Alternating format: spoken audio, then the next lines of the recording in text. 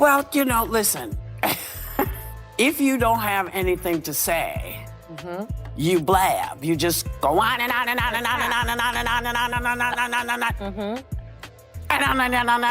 and on. Voters do not agree with these despicable women on The View. They are wildly out of touch with the vast majority of Americans, and frankly, they should seek immediate help. Here's the thing. You merely ramble when you have nothing important to offer. The people do not support the disgusting women on The View because they are totally out of touch with the vast majority of Americans, and they ought to consider using instant messaging media to spread their message. It's a never-ending, non-stop torrent of words. Whoopi Goldberg ruled the world for years, sitting at the top like royalty, interrupting visitors, stifling dissenting opinions, and stating her own as if they were unquestionable facts. However, in one stunning moment, her strict control over daytime TV broke down in front of our eyes, and it was all brought about by Karoline Leavitt. Like any other episode, it began with smug laughter, eye rolls, and the usual panel of heads nodding in agreement with the show's. She's probably been put in there because, according to Donald Trump, she's a 10. You know that's what it is. I want to be clear, though. It's not her first job. It was her first press briefing. She worked in the previous Trump administration. Whoopi returned, poised and ready to take over, and the topic of conversation changed, came up with a term that The Viewpoint nearly worships, one that they defend as if it were the cornerstone of their entire existence, because, to be honest, it's a feeling. The first shot was delivered by invincible Whoopi, who, with her trademark smirk, pointed at Karoline and declared boldly that, without wokeness, you wouldn't even have this job. Suddenly, the entire atmosphere in the room changed, and everyone became tense. Joy Behar, who made a living by making fun of conservatives, even shifted uneasily in her chair. Ma'am, I'm going to stop this interview if you continue to attack my colleagues.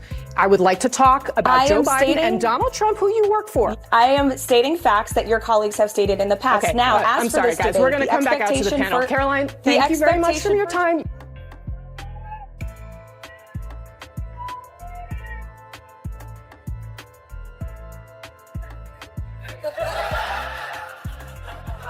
That was so good. After all these years, Whoopi's next statement is predictable and annoying, just as you would anticipate. The host, you would think her banter would be a little more inventive. But alas, here we are. Let's see what she has in store for us this time. In a statement afterwards, this young lady claimed her, quote, on-air snub proves that you-know-who will not be treated fairly in the upcoming debate. Now, do you think this is going to make people doubt whether CNN can stay objective, or is this more the same of, everybody's against me, it's all rigged, I tell you. Is everything rigged? No, it's their MO. That's what they do. Rachel Maddow said last week, she's like, if the election is lost, it was rigged. If there's a debate, then the moderators are probably biased and they're prejudiced against me. Tension was high in the air, and everyone was preparing for what was about to happen. Let's simply say that Whoopi wasn't ready for the reaction she was going to receive. This wasn't merely a disagreement or a lighthearted back and forth. Rather, it was Whoopi Goldberg making fun of Karoline Leavitt's entire career, intelligence, and work ethics by dismissing everything she had worked for as merely a byproduct of the very ideology she opposed. It was condescending, dismissive, and intended to utterly disparage her. Yet, in spite of the blatant insult, the audience applauded as if they were following along automatically. Some even chuckled, but there was a noticeable tension and a hint of uneasiness that suggested they knew Whoopi had gone too far, but weren't sure if they could admit it. Karoline, however, didn't recoil. She didn't trip or run for cover. She didn't have to defend herself or scramble for a snappy comeback. No, she did something much more powerful. She smiled slowly and knowingly, a smile that said, "Oh, you just made a big mistake." Not arrogant or overconfident, it was the smile of someone who knew they had the facts, the proof, and the poise to completely change the course of events. She accomplished this with an almost terrifying level of serenity, never seen before. In addition, if you're enjoying this incredible battle, please remember to like and subscribe, because we're going to delve even farther into this moment that will never be forgotten. Karoline began by outlining government spending data, which were hard facts, cold, indisputable figures that could not be dismissed with a wave of the hand or a snarky remark, demonstrating the precise way that public funds were being used to fund absurdly progressive programs like gender studies. With surgical precision, she connected the dots, exposing how wokeness had changed from a social movement to a political weapon that was being used to silence, control, and punish anyone who dared to challenge it. She was no longer laughing at Guatemala's Sesame Street adaptations created to export American social activism globally, and countless other eye-opening, divisive and disgusting speech that any president, certainly in my lifetime, has ever given. He essentially waged war on half of the country by saying that we are all a threat to democracy because we believe in putting America first. It's not radical to want to put your country and your own people first. It's not radical to want to have a strong border, a strong military, and to unleash the might of your own economy, not economies around the world. She's really articulate, isn't she? It's rather perplexing that The View hosts opted to make fun of her rather than assisting a different female. Let's see how this develops. I'm confident Karoline is going to uncover more information that will be difficult for them to ignore. It truly does disclose a lot about their underlying. You know, we have seen cultural Marxism trickling its way through every institution in this country. The public school system, the higher education university system, Hollywood, big tech, the corrupt mainstream media that I fought against in President Trump's White House are indoctrinating my generation of Americans into hating our country, hating one another based on race and gender and all of this other BS, quite frankly. The woman whose profession had been centered on controlling discussions, silenced conservative opinions, and bullied. She became defensive when discussing awkward subjects, shifting in her chair, her hands moving as though searching for anything to grasp, and her customary smirk gone. She was used to people fumbling there. Her rapid-fire comebacks were too much for words to keep up with. But this time, the tables were turned. She may have wanted to clap back and change the topic to her advantage, but Karoline wasn't giving her the opportunity at that precise moment. For the first time in a long time, it was obvious to everyone watching Whoopi Goldberg that she had backed herself into a corner and that there was no simple way out. She opened her mouth, closed it, and opened it again, but nothing came out. The words simply did not come. Even the most devoted viewers of the show were uncertain of how to respond, as the audience, who were usually so quick to applaud her, sat frozen in an awkward silence. The energy in the room had changed, and for once, nobody knew whether to laugh, clap, or simply wait for Whoopi to say something to regain control. Even the camera crew was unsure. Should they enlarge Whoopi's startled face to show her reaction? When she realized she had cut or imprisoned herself, wanted the audience to miss Whoopi, who was normally so quick to make a sarcastic comment or a dismissive gesture, sitting stiffly in her chair and obviously hoping she could vanish into it. She had fallen into a trap, and there was no simple way out. And now for the real, the query that Karoline had revealed. If being woke is really about diversity and inclusion, then why do conservative women be assaulted? And why do those who advocate for tolerance become aggressive when they encounter someone who disagrees with them? Everyone felt desperate to recover as the stillness drew on, and Goldberg recognized in that moment that she had no smart remark, no cutting rebuttal, and no comeback to turn the situation around. Joy Behar rushed in and made a last-ditch effort to defuse the situation by forcing out a nervous joke, but the damage had already been done. Whoopi had done something that even she had never done before, and she had fully unraveled on live. Well, you know, listen, if you don't have anything to say, you blab. You just go on and on and on and on and on and on and on and on and on and on and on. Right. That's what you hear. Yeah. When they don't have anything to hold you with, nothing to make you think about what they have to say. Her arguments seem so juvenile and contemptuous that it's difficult to watch, especially when she is confronted with facts that she finds difficult to accept. Though it's annoying to see someone who so obviously lacks content still maintaining a platform, it begs the question of how someone like her manages to have such a powerful voice and following.